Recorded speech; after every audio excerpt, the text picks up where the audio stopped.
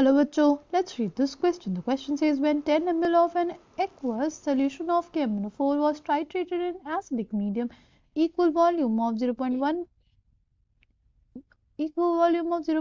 molar of an aqueous solution of ferrous sulfate was required for complete discharge of color.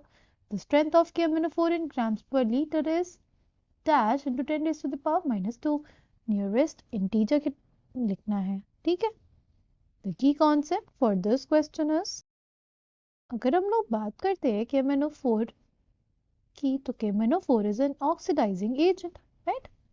अगर हमारे पास ये reaction देगा FeSO4 के साथ in the presence of an acid, suppose हम लोग सल्फ्यूरिक एसिड कंसिडर करते हैं, ठीक है?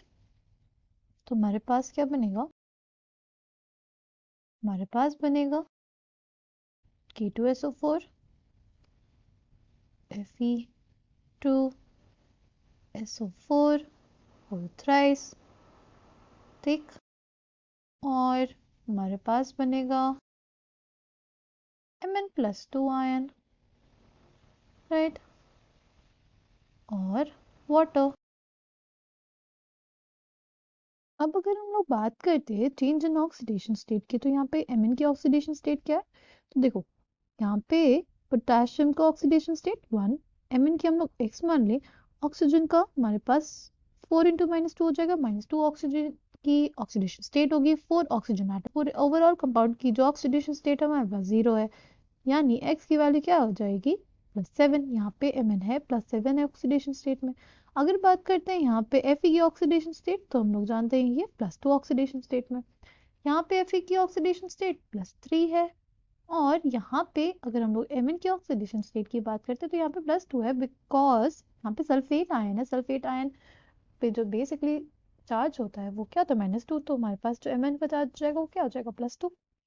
देखो यहाँ पे Mn की ऑक्सीडेशन स्टेट क्या है? +7, और यहाँ पे क्या हो गई? ये +2, यानी इसकी ऑक्सीडेशन स्टेट में डिक्रीज हुआ है। ऑक्सीडेशन स्टेट में डिक्रीज होने का मतलब कि उसका रिडक्शन हुआ है, ठीक? अगर हम लोग बात करते हैं आयरन की, और इनकी ऑक्सीडेशन स्टेट यहाँ पे +2 है, और यहाँ पे हमारे पास इसकी ऑक्सीडेशन स्टेट हो गई है +3, यानी इसकी ऑक्सीडेशन स्टेट में क्या हुआ? इंक्रीज हुआ है। तो हम लोग ये बोलेंगे ना कि हमारे पास जो रिडक्शन है उसमें 5 इलेक्ट्रॉन्स इन्वॉल्व है, और जो ऑक्सीडेशन हुआ है उसमें हमारे पास 1 इलेक्ट्रॉन इन्वॉल्व है, राइट? अच्छा, अब अगर हम लोगों को निकालना है कि हमारे पास KMnO4 की स्ट्रेंथ क्या होगी, ठीक? तो देखो हम लोग ये कह सकते हैं ना कि इक्विवेलेंस ऑफ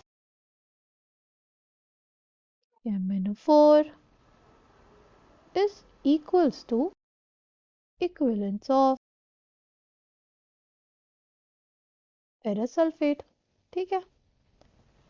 और हमारे पास इक्विवेलेंस क्या होता है? Equivalence is normality into volume, right? यानी हम लोग लिख सकते हैं N1V1 is equals to N2V2, ठीक? और नॉर्मेलिटी क्या होता है हमारे पास? Normality is molarity into n factor, molarity into n factor into V1। हमारे पास हो जाएगा मोलैरिटी इनटू N2 यानी n फैक्टर और वॉल्यूम 2, राइट? अब अगर हम लोग बात करते हैं मोलैरिटी ऑफ FeSO4 की, तो हमें क्वेश्चन में ही मेंशन है कि उसकी जो मोलैरिटी है वो है 0.1 मोलर, ठीक? और उसका वॉल्यूम हमें दिया है 10 ml, क्योंकि इक्वल वॉल्यूम यूज कर रहे हैं ना। तो हमारे पास जो वॉल्यूम V2 हो जाएगा वो हमारे पास क्या हो जाएगा? 10 ml। M2 क्या हो जाएगा? 0.1 मोलर। N2 क्या हो जाएगा? एन फैक्टर बेसिकली अगर हमारे पास ऑक्सीडेशन रिडक्शन रिडॉक्स रिएक्शंस के लिए हमारे पास जो एन फैक्टर होता है वो change in number of electrons होता है। यहाँ तो फेरस सल्फेट के लिए change in number of electrons कितना है? 1 इलेक्ट्रॉन का चेंज है, यानी N2 क्या हो जाएगा? हमारे पास 1 हो जाएगा। अब अगर इसमें बात कर लेते हैं N1 हमारे पास क्या हो जाएगा? Change in number of electrons. तो KMnO4 के लिए change in number of electrons कितने हैं? 5। N1 हमारे पास 5। V1 इसका क्या दिया हुआ है? हमें ऑलरेडी 10 ml दे रखा है। M1 हमें निकालना है। M1 हम लोग निकाल लेंगे, कैसे? M1 will be equals to N2 M2 V2 by N1 V1, right?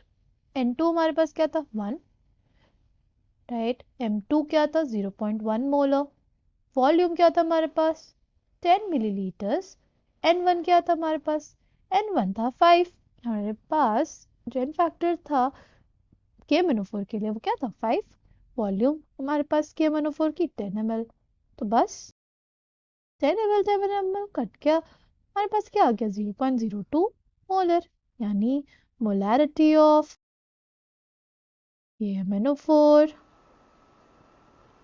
is basically equals to 0.02 molar. ठीक, अब हमें निकालना है strength.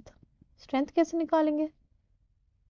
Strength of KMnO4 will be equals to, देखो मोलैरिटी हमारे पास क्या होता है मोल पर लीटर होता है ना, क्या हो जाएगा 0.02 मोल पर लीटर, राइट। और स्ट्रेंथ क्या होता है, स्ट्रेंथ की जो यूनिट होती है हमारे पास वो होती है ग्राम पर लीटर, यानी बेसिकली चेंज कहाँ पे आया, सिर्फ चेंज ये हमारे पास मोल में था, यहाँ पे क्या है ग्राम के रिस्पेक्ट में है, तो क्या कर देंगे हम लोग बेसिकली मल्टीप्लाई कर देंगे हमारे पास जो मोलैरिटी है with molar mass, right. Molarity को अगर हम लोग मोलर मास ऑफ KMnO4 से मल्टीप्लाई कर देंगे तो हमारे पास क्या मिल जाएगा हमको स्ट्रेंथ, तो देखो मोलैरिटी क्या दी हुई है हमें 0.02 मोल पर लीटर, और मोलर मास अगर हम लोग लिखेंगे KMnO4 के लिए तो क्या हो जाएगा, वो मोलर मास ऑफ KMnO4 हमारे पास हो जाएगा 158 ग्राम पर मोल।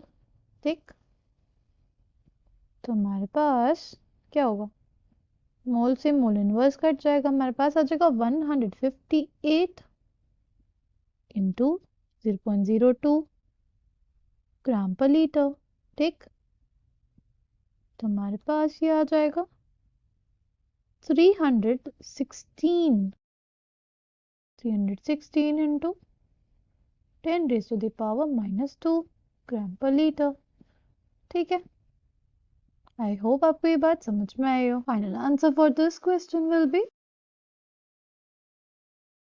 316 into 10 raised to the power -2 gram per liter. I hope you understood it well. Thank you and all the best.